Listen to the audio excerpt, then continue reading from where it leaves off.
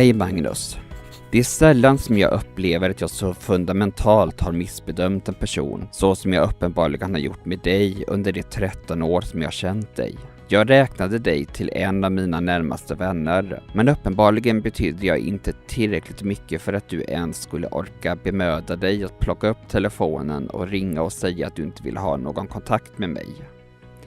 Visserligen för jag vet att du är konflikträdd, men detta är faktiskt så lågt att jag skulle inte ens behandla en person som jag tycker illa om på det här sättet. Eller så är jag dum i huvudet tydligen som inte fattar att vad jag sett som min bästa vän under 3 månader velat bryta kontakten helt med mig. Jag trodde att du kanske kände dig förbisedd då Anders efter sin omfattande operation krävt mycket av min tid och energi och det var därför du inte hörde av dig. Därför blev jag naturligtvis orolig när jag får tag på dig och du säger att du inte orkar prata med mig för det är så mycket problem just nu och när jag ska skicka kontaktuppgifter till en psykolog så har du blockerat mig på Facebook. Men exakt vad är det som jag har gjort dig? Jag köper inte att du tycker att det är ett så jäkla stort problem att jag för att illustrera vad Kalle gjorde mot mig drog en kniv mot dig. Jag skulle aldrig skada dig. Men vad tror du jag kände så råkade ut för det här i verkligheten? Vad tror du jag nu oroade mig för att du kanske råkade ut för i din nuvarande relation? Men all den oron är faktiskt skapat från dig.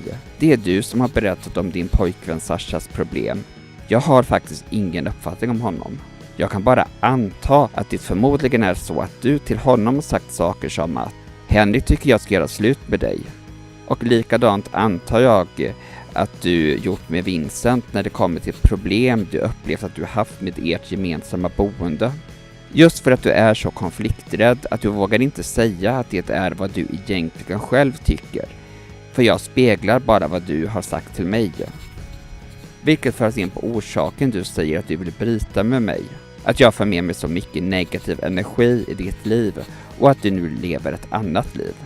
Jag har lite svårt att se hur ditt liv ser egentligen så annorlunda ut mot när du bodde i Akalla när jag lärde känna dig. Du bor i en risig förort i Stockholm med denna gång Fittja i en lägenhet du hyr svart i andra hand.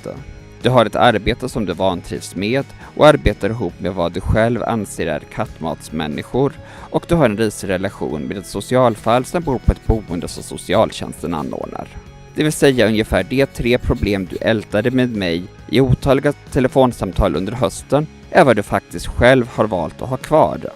Jag kan faktiskt inte ens komma ihåg när du senast lyssnade på saker som varit jobbiga i mitt liv.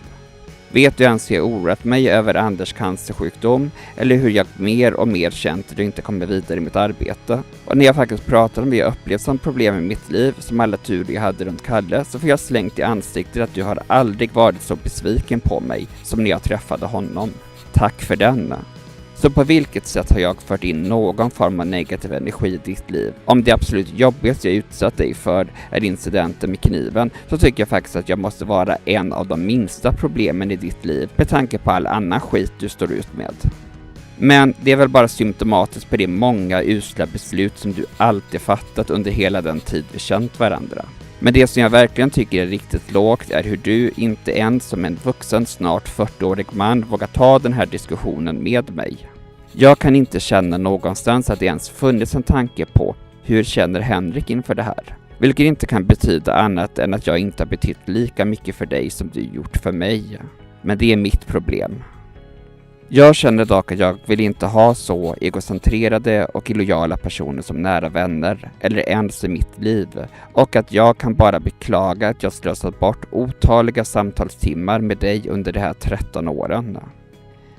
Samt att jag en söndag istället för att åka till Fittja inte åkte till Mall of Scandinavia för det hade förmodligen gett mig mer än att lyssna på din undermåliga bortförklaring i en av de förmodligen risigaste förorter jag någonsin besökte. Men om det är vad som får dig att känna dig lycklig här i livet, fortsätt så här. Jag kommer ändå inte vara en del av ditt liv framöver. Henrik D. Ragnevi.